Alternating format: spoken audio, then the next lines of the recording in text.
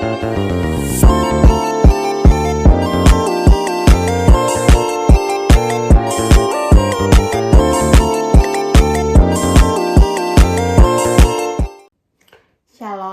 perkenalkan nama saya Susana Selvi Uwaubun, NIM 2114-2010-14 dari kelas A1 semester 6 Fakultas Keperawatan Universitas Pembangunan Indonesia Manado. Pada saat ini saya akan membahas sedikit tentang home healthcare untuk pemenuhan tugas ujian akhir semester mata kuliah Keperawatan Komunitas 2 dengan dosen pengampu Nurse Esther Lonto, Escape MCAS.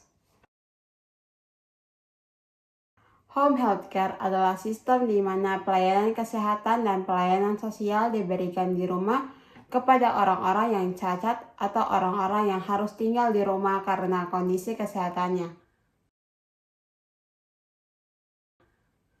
Tujuan dasar dari keperawatan home care adalah yang pertama, meningkatkan support system yang adekuat dan efektif, serta mendorong digunakannya pelayanan kesehatan. Yang kedua, meningkatkan keadekuatan dan keefektifan perawatan pada anggota keluarga dengan masalah kesehatan dan kecacatan. Yang ketiga, mendorong pertumbuhan dan perkembangan yang normal dari seluruh anggota keluarga, serta memberikan pendidikan kesehatan pada keluarga tentang peningkatan kesehatan dan pencegahan. Yang keempat, menguatkan fungsi keluarga dan kedekatan antar anggota keluarga, dan yang terakhir yaitu meningkatkan kesehatan lingkungan. Adapun ruang lingkup pelayanan home care yang dimana termasuk yang pertama pelayanan medik dan asuhan keperawatan, yang kedua pelayanan sosial dan upaya menciptakan lingkungan yang terapeutik, yang ketiga pelayanan rehabilitasi dan terapi fisik, yang keempat pelayanan informasi dan rujukan, 5 pendidikan, pelatihan, dan penyuluhan kesehatan.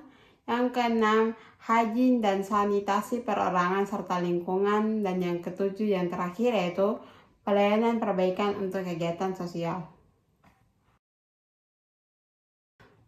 Dalam home care, ada mekanisme yang harus dilakukan sebagai berikut.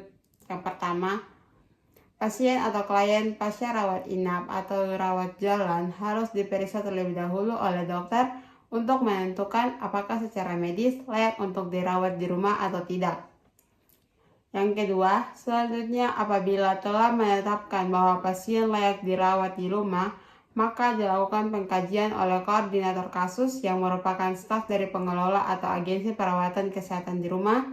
Kemudian bersama-sama klien dan keluarga akan menentukan masalahnya dan membuat perencanaan, membuat keputusan, membuat kesepakatan mengenai pelayanan apa yang akan diterima oleh klien. Kesepakatan juga mencangkup jenis pelayanan, jenis peralatan, dan jenis sistem pembayaran serta jangka waktu pelayanan. Mekanisme yang ketiga, selanjutnya klien akan menerima pelayanan dari pelaksana pelayanan keperawatan di rumah, baik dari pelaksana pelayanan yang dikontrak atau pelaksana yang direkrut oleh pengelola perawatan di rumah.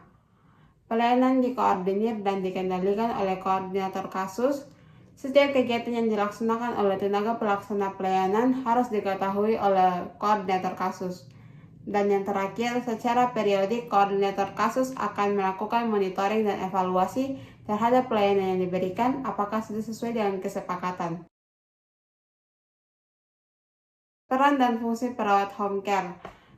Yang pertama, sebagai manajer kasus, mengelola dan mengkolaborasikan pelayanan dengan fungsi yang pertama mengidentifikasi kebutuhan pasien dan keluarga, yang kedua menyusun rencana pelayanan, 3 mengkoordinir aktivitas tim, keempat memantau kualitas pelayanan. Peran perawat home care yang kedua yaitu sebagai pelaksana, yaitu memberikan pelayanan langsung dan mengevaluasi pelayanan dengan fungsi yang pertama melakukan pengkajian komprehensif, yang kedua menetapkan masalah, 3 menyusun rencana keperawatan, keempat melakukan tindakan keperawatan, 5 melakukan observasi terhadap kondisi pasien, keenam membantu pasien dalam mengembangkan perilaku coping yang efektif, 7 melibatkan keluarga dalam pelayanan, 8 membimbing semua anggota keluarga dalam pemeliharaan kesehatan, 9 melakukan evaluasi terhadap asuhan keperawatan, dan yang terakhir mendokumentasikan asuhan keperawatan.